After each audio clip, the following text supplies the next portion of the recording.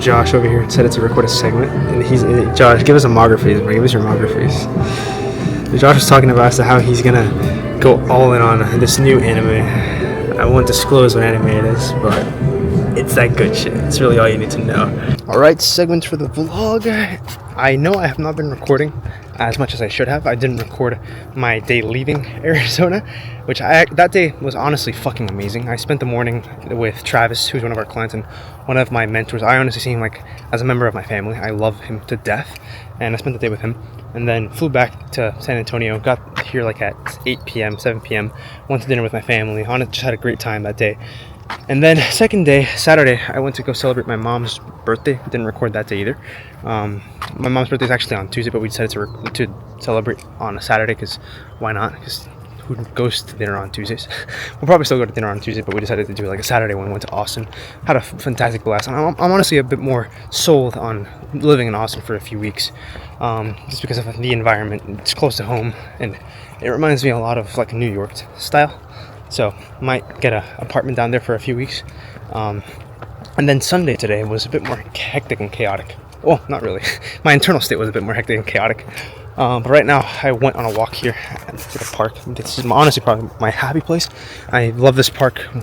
This park honestly might be like my second home, because I don't want to say how much time I spend in it, because it's not true. I don't spend that much time here, but because as to how it makes me feel. It makes me feel so at home and at peace in it. Like I don't want to say I was freaking out, but I was having like not the best internal state, and I was kind of like dreading work, and I was overthinking things. I was stressed and anxious, and coming here I decided to kind of like strip down what I was feeling, how and why I was feeling a certain way, and as to what was sparking these emotions.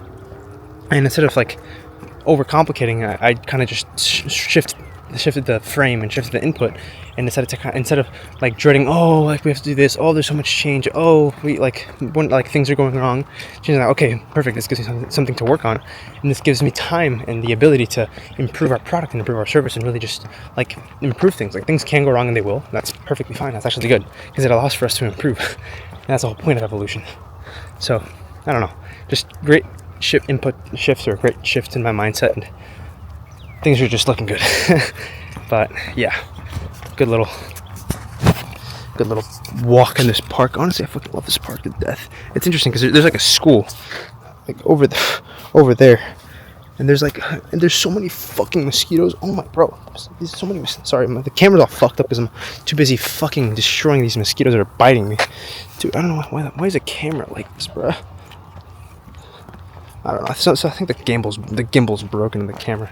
Anyways, probably shouldn't be recording these segments. Don't add anything to the video. Right, beautiful morning. I just woke up Monday, and today, things were going wrong, but I woke up, went on a run, did some push-ups, and I basically changed the input and as to how, like, basically the first thing that I consumed, and I feel fucking amazing. Like, there was a client that I honestly don't even want to say is potentially going to churn. There's always a risk of a client churning, but this client's just like higher red alert.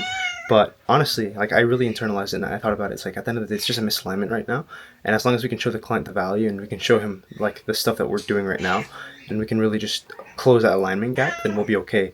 And it's like this for every client. So it's kind of like I could have freaked out, and I could have been like, oh, like, I could have basically let my stress levels go up, but I decided to kind of just internalize it and be like, kind of just realize that it's actually really not even that bad.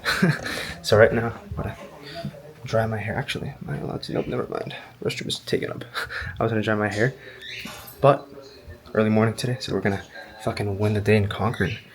I'm really internalizing and taking that into account, that there's more to it than just like working my dick off, and actually like doing other stuff like running and just focusing on the internal state. That way my output, whenever I do work and do business and, you know, work on the stuff that I need to do, is actually a lot better, instead of working and grinding my dick away for 20 hours a day and having mid-level outputs. Alright, so we were having some issues with one of the clients, and I had basically two emergency calls.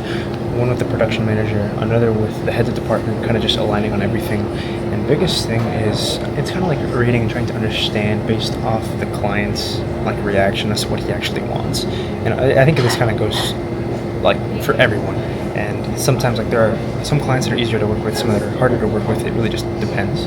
But based off of this client's reaction towards everything, we can tell that biggest things that he wants is a renegotiation in price and terms, and a few other fixes in terms of execution and in terms of like just little tactical things, which are easy fixes.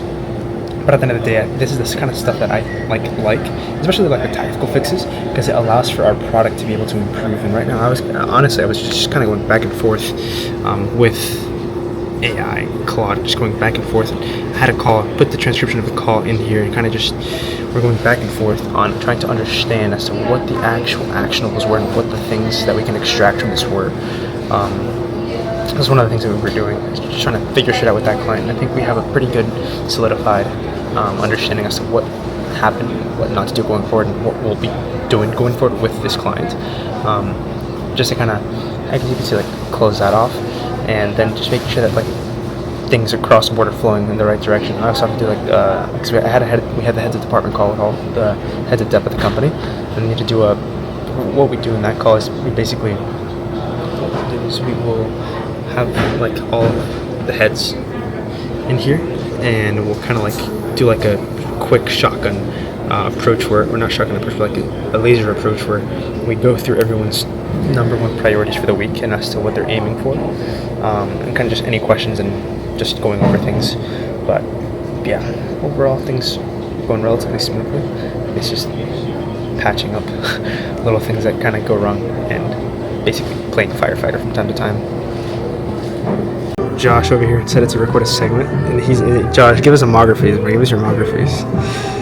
Josh was talking about as to how he's gonna go all in on this new anime. I won't disclose what anime it is, but it's that good shit. It's really all you need to know. Yeah, they can't hear Josh, but he's gonna give us a tour of his new place. This is the cleanest I've ever seen Josh's room. Clean out room, bro. You can kind of see it. Yeah, you know, Caleb. Is it a good anime couch?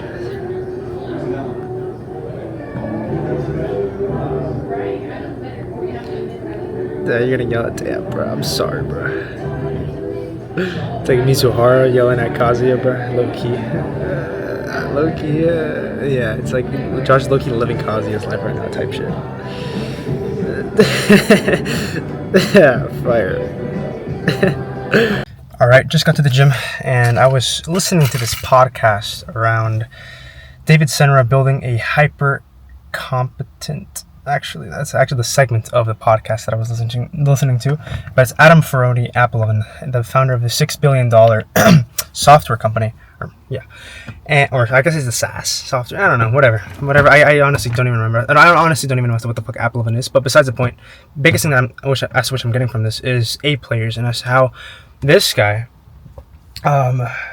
James, I think is his name, Adam, and that's how he optimizes and how he obsesses over having the environment in this company to really, I guess you could say, make the A players and the talent as to which he has, like, thrive. And he basically has it architected, and like basically like he has the environment and he has the ecosystem to the point where every single person in his company is hyper compensated, and is also not only hyper compensated but is able to have the maximum output, because that's how he has it all architected in terms of his systems, in terms of his processes, in terms of the compensation model as to which he has, in terms of the amount of decision making that and the creative freedom that these S tier, like these A rank players have. And it's very interesting to see, like, if you really want to optimize for leanness and optimize for efficiency in your company, as to how critical it is to have such, like, basically competent people, and like how important people are, and like the who, not the how. But yeah, I just wanted to kind of share this, and very interesting. Shout out to David Senra, by the way, to my 20 viewers. If you haven't watched David Senra, go watch it. Sometimes there's little things in life, like coming to the gym, that give me so much joy. I just got done with my workout, and I can tell you, like, man, I get so much joy from working out. Two main things. One of them is the flow state that I tap into while working out, boxing. I love boxing because it like kind of takes me away from everything, and it forces me to stop thinking about other stuff, and it kind of forces me to like enter flow state. And the other thing is the chicks that come to the gym, not necessarily like out of any, like from a perverted angle, but I really enjoy it. Same thing when I work, I enjoy being around attractive women. It just makes me more productive, and it makes me more hungry. I don't know why. You could call me weird, you can call me a creep.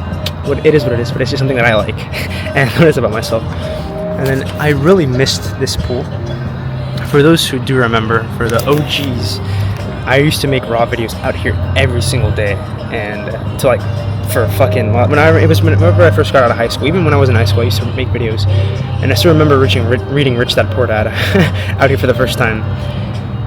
It takes me back. It makes me kind of nostalgic, but I mean, it's crazy as to how much we've progressed in the last year. Actually, I'm not gonna say it's crazy because it was kind of pretty expected, but yeah, I think this was a pretty solid day. Tomorrow's gonna be an even better day.